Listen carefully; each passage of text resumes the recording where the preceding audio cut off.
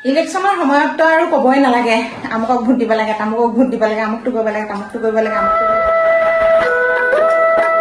নমস্কাৰ প্ৰিয় বন্ধু বান্ধৱীসকল খবৰ কেনেকুৱা খবৰ চাগে সকলোৱে ভালে আছে ভালে থাকক কুশলে থাকক তাৰে কামনা কৰি আজি ভিডিঅ'টি আৰম্ভ কৰিছো আমাৰ পাছফালৰ পৰা পাছফালে এইটো কাৰণতে আহিছো বন্ধুসকল মানে আমাৰ এই বস্তুটো চাবলৈ আহিছো এই বস্তুটো কি কাৰণে চাবলৈ আহিছো জানেনে বন্ধুসকল এই সাইডটোৱেদি আমাৰ মানে পানী অহা যোৱা কৰে সেই কাৰণে চাবলৈ আহিছো পানী যাবলৈ আমাৰ মানে এনেকুৱা ধৰণৰ হৈ পৰিছে ৰাস্তা নাইকিয়া হৈ পৰিছে তাকে চাবলৈ আহিলো আৰু এফালে আমাৰ পান চাওক কেনেকৈ মানে বগাই আছে ৱালত এইয়া এজোপা হৈছে আমাৰ জলফাই গছজোপা আপোনালোকক মই জলফাই বহুতখিনি দেখুৱাই থাকো হয়নে কিন্তু বন্ধুসকল এনেকৈ মানে হাবি জংঘল এনেকুৱা হৈ পৰিছে ৰাস্তা বন্ধ হৈ গ'লে মানে পানী অহা যোৱা মানে দিগদাৰী হৈ পৰিব বন্ধুসকল আমাৰ ইয়াত কিন্তু ড্ৰেইন নাই ড্ৰেইন নথকাৰ দুখতে এইটো গতি হৈছে আমাৰ পাছফালেদি পানীখিনি অহা যোৱা কৰে সেই ৰাস্তাটো সৰুকৈ দিয়াৰ কাৰণে এতিয়া জংঘলে ভৰ্তি হৈ পৰিছে হাবি বননিয়ে মানে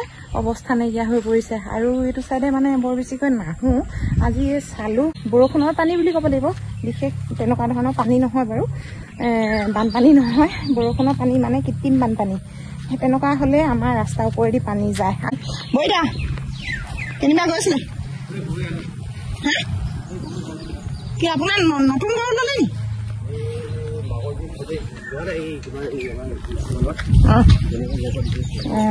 বাইদেউ গ'ল স্কুল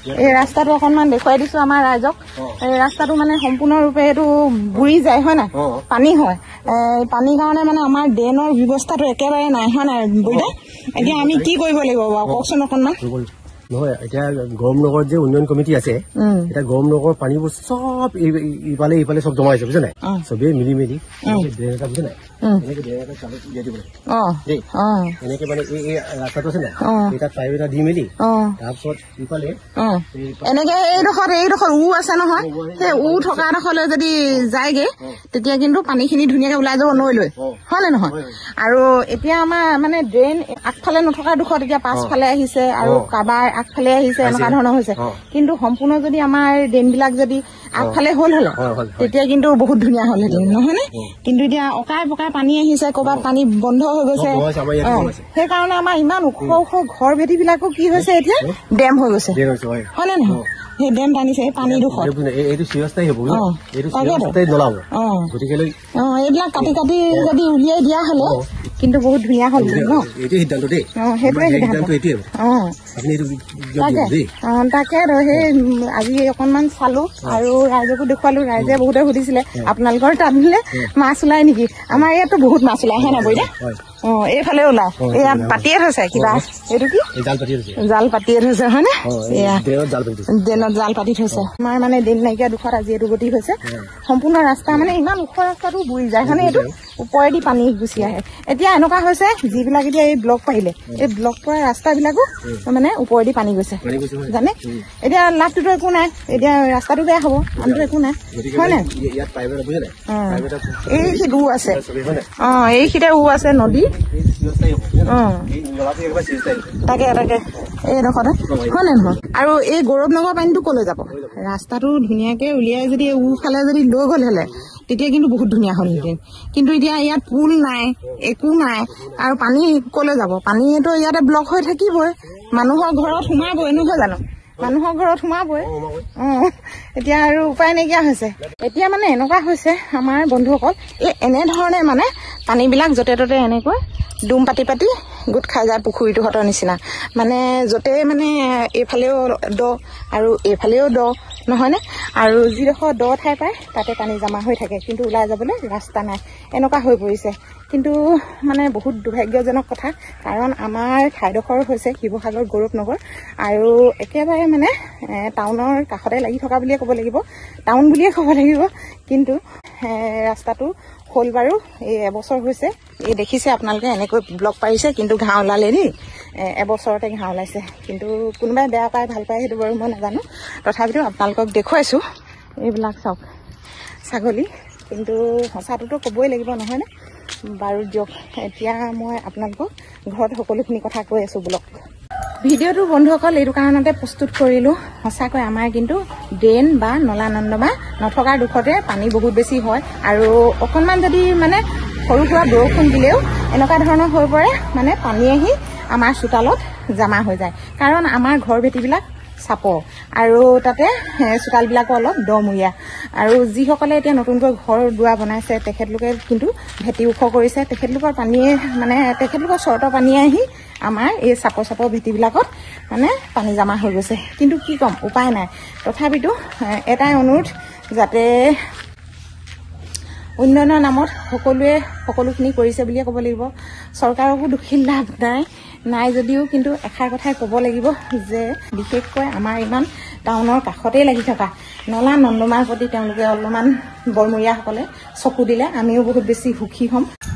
ইলেকশ্যনৰ সময়ততো আৰু ক'বই নালাগে, আমুকক ভোট দিব লাগে, তামুকক ভোট দিব লাগে, আমুকটো কৰিব লাগে, তামুকটো কৰিব লাগে, আমুকটো দিম তামুকটো দিম, মানে আৰু এখন ফটামুখ সকলোখিনি মানে ওলাই যায় দেই।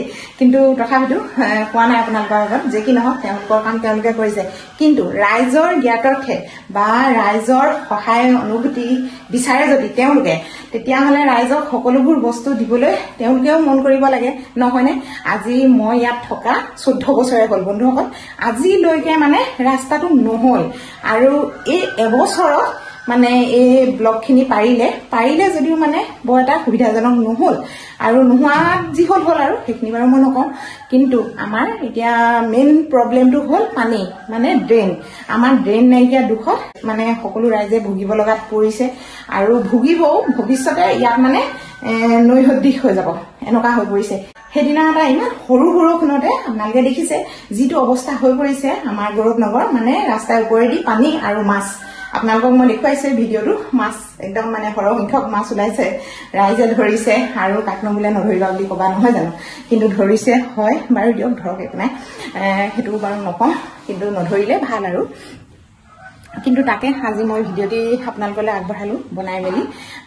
তাকে বৰমূৰীয়াসকলে অকণমান চাওক, যাতে আমাৰ ৰাস্তা পদূলি এটা ঠিক হ'লে আমাৰ মনটো সুখী হ'ব। আমাক নালাগে একো বস্তু, নালাগে চৰকাৰৰ এইবোৰ আঁচনি, বিধ আঁচনি মহিলাৰ কাৰণে উলিয়াইছে, একো নালাগে আমাক মাত্ৰ লাগে গৌৰৱনগৰ ৰাইজক ৰাস্তা আৰু ড্ৰেইন, এই দুটা বস্তু আৰু পানী। এইকেইটা বস্তু যদি আমাৰ হৈ যায়, আমাক আৰু একো নালাগে বন্ধুসকল। আৰু এটা কথা কৈ থওঁ এইখিনিতে, কিন্তু আমাৰ অলিয়ে গলিয়ে বহুত কেইটা ৰাস্তা আছে। বহুতখিনি ৰাস্তা বাৰু ব্লক পাৰিলেও আৰু বহুত কেইটা ৰাস্তা পৰাও নাই। আৰু তাতে যিখিনি ৰাস্তা মানে এতিয়া ব্লক পাৰিলে, সেইবিলাক ৰাস্তাটো আগতে আমি ৰাইজে উঠাই লোৱা, মানে আৰু ৰাইজৰ অনুদানে প্ৰতি ঘৰ মানুহে মানে এই ৰাস্তাত সহযোগ কৰিছিলে। আৰু প্ৰতি ঘৰ মানুহে এই ৰাস্তাৰ প্ৰতি মানে পইচা তুলি ৰাস্তা উঠাইছিলে। কোনোবাই দিছে মাটি, কোনোবাই দিছে গ্ৰেভেলছ, কোনোবাই দিছে কিবা এটা, এনেকুৱা ধৰণকে মানে প্ৰতি ঘৰ মানুহৰে অনুদান আছে এই গৌৰৱনগৰ ৰাস্তাত। মোৰ গাঁওখনৰ কথা যদি মই এটি সৰু ব্লগ বনাই যদি আপোনালোকক নেদেখুৱাওঁ, আপোনালোকৰ প্ৰতি যদি সহায় সহযোগ নিবিচাৰো আৰু বিচাৰিবনো কোনে, নহয় জানো? সেইকাৰণে আজি এনেকৈ মই ব্লগটো প্ৰস্তুত কৰিলো, যাতে বৰমূৰীয়াসকলে আমাক চাই, আমাৰ গৌৰৱনগৰ ৰাইজক চাই, তেতিয়াহ'লে নথৈ সুখী আৰু আনন্দ হ'ম। আৰু এই ৰাস্তাটোত যদি আমাৰ ধুনীয়াকৈ ড্ৰেইনখিনি বনাই দিয়ে, পানী সমস্যাটো আমাৰ নাইকিয়া হ'ব। নহ'লে এই দেখিছে নহয় ঘৰৰ অৱস্থা, এইবিলাক চাওকচোন, এনেকুৱা হৈ পৰিব। এনেকৈ মানে তলত একেবাৰে বানপানী হৈ যাব আৰু তেতিয়া সাঁতুৰিব লাগিব ইয়াত, তেনেকুৱা হৈ পৰিব। তাকে আপোনালোকক ক'লো। কিন্তু অনুদান প্ৰত্যেক ঘৰ মানুহৰে আছে, কাৰো নাই বুলি মই নকওঁ। আৰু মই যেতিয়া নহয় আজি 14 বছৰে ইয়াত বাস কৰিছো, সেইকাৰণে আপোনালোকৰ আগলৈ এইখিনি আগবঢ়ালো। দেখিলো মই আজি 14 বছৰে কি হ'ল কি নহ'ল ক'বলৈ মানে বাধ্য, সেইকাৰণে ক'লো। এতিয়া ভাত কেইটামান বনাই লওঁ বুলি ভাবিলো আৰু লগাই কাটিলো, একাপ চাউল আৰু দিছো আলু এটা বইল। কি কৰিছ হা? আৰু এইফালে লৈছো চাওক বিলাহী, তিতা কেৰেলা আৰু কণী, কুন্দুলি, আৰু এইফালে হৈছে পানী। সঁচাকৈ বহুত দিনৰ মূৰত হ'লেও মানে এনেকৈ বইল খাব লাগে মানুহে। কণী ফাটি চেচ। এতিয়া কিন্তু মজা আছে বইল পিটিকা বনাই আছো আৰু দেই, এয়া চাওক। আকৌ এইখিনি হৈছে নিমপাতখিনি ফ্ৰাই কৰিব লাগিব। এইফালে কঁঠাল বইল কৰিছোঁ, ভাত পাতি দিলোঁ, এইফালে দাইল তিয়াই ৰাখিছিলোঁ, মানে মাটি দালি আৰু বৰ এটা ভাল নহ'ল সেইখিনি বাৰু এতিয়া নিসিজাওঁ। এতিয়া কঁঠালখিনি এনেকৈ আৰু বইল কৰি ভাজিম বুলি ভাবিছোঁ। আৰু এইফালে চাওক এইখিনি ফ্ৰাই কৰি লৈছোঁ আগতীয়াকৈ। তাকৈ মন কামবিলাক যে ভাল নালাগিলে মানে ভিডিঅ' বনাবলৈ মন নাযায়, নহয়নে?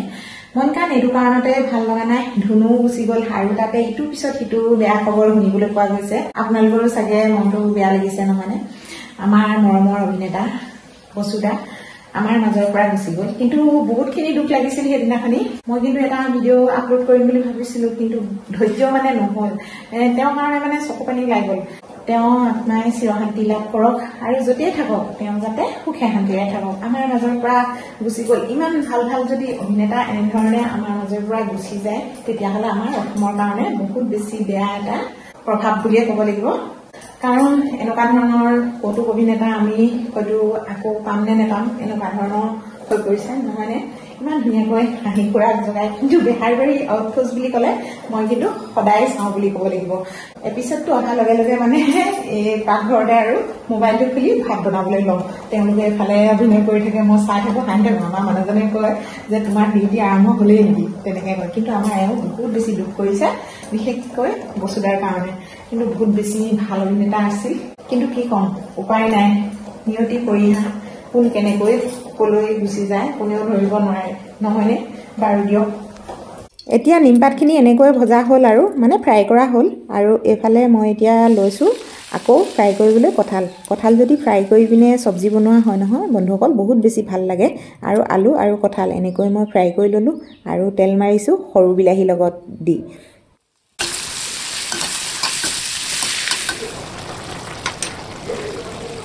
এনেকৈ কঁঠালৰ চব্জি বনালোঁ বন্ধুসকল। আজিলৈ আহোঁ, ভিডিঅ'টি ইয়াতে সামৰিছোঁ। ধন্যবাদ।